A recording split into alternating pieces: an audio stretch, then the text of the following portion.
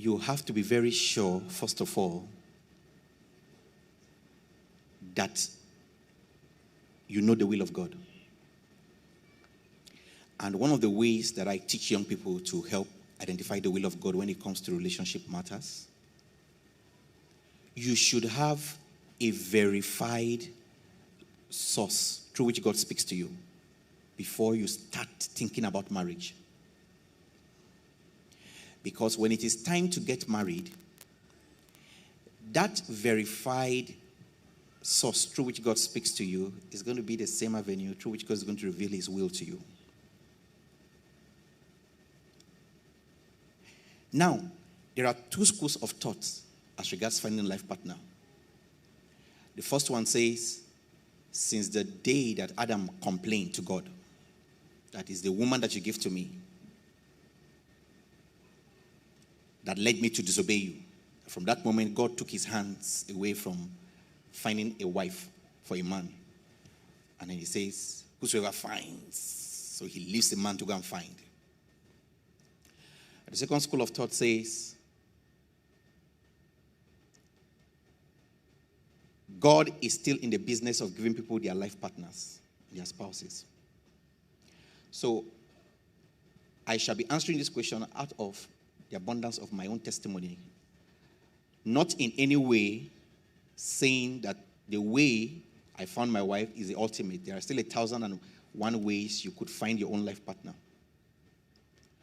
But since this is a platform where we want to help you unlearn what is wrong about marriage and relationship and put you in the right frame of mind, I want to say to you that it is advisable for you to subscribe to the second opinion and the school of thought.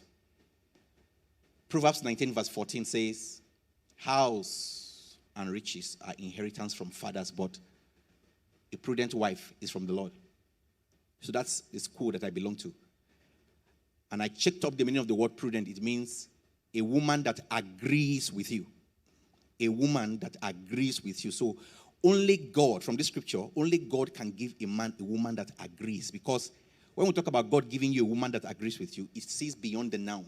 So 3 reasons I will plead with you to allow God choose for you. Number 1, because you don't know a man's tomorrow. You don't know a man's tomorrow. People change in marriage. Like he said, every man has embodied inside him a fool and a king. There is what can make a pastor today become a wife beater tomorrow in marriage if the circumstances arise. 2, people change under pressure.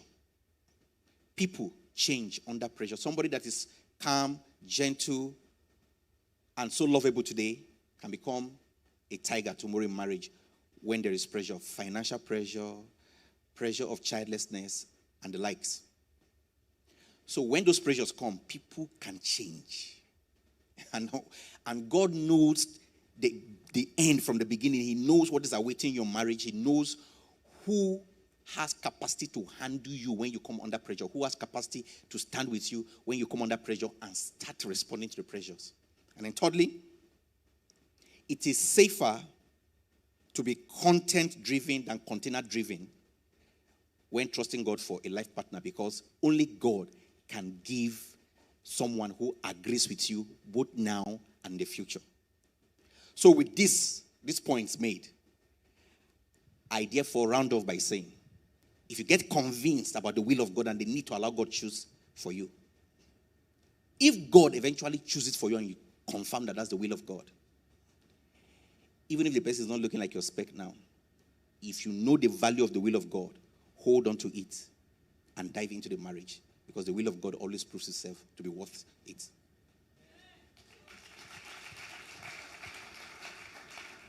I feel as if we should not stop talking on that.